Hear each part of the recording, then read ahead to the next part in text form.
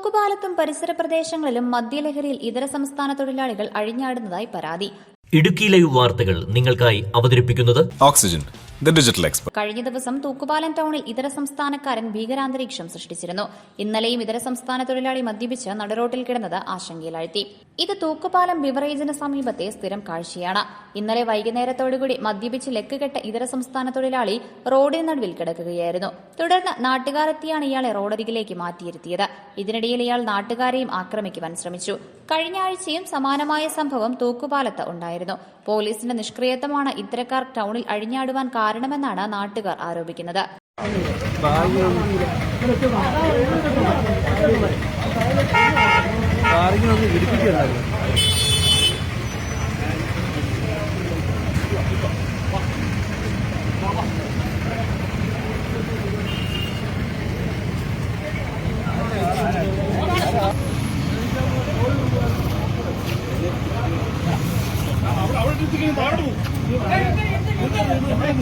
തൂക്കുപാലം കേന്ദ്രമാക്കി പോലീസിന്റെ ഔട്ട്ലെറ്റ് വേണമെന്നുള്ള ആവശ്യത്തിനും പതിറ്റാണ്ടുകളുടെ പഴക്കമുണ്ട്.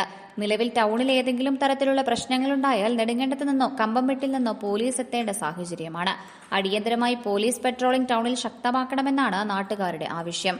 Idukki live news Nedumkandam. Idukki live വാർത്തകൾ നിങ്ങൾക്കായി അവതരിപ്പിച്ചത് Looking for the latest laptops?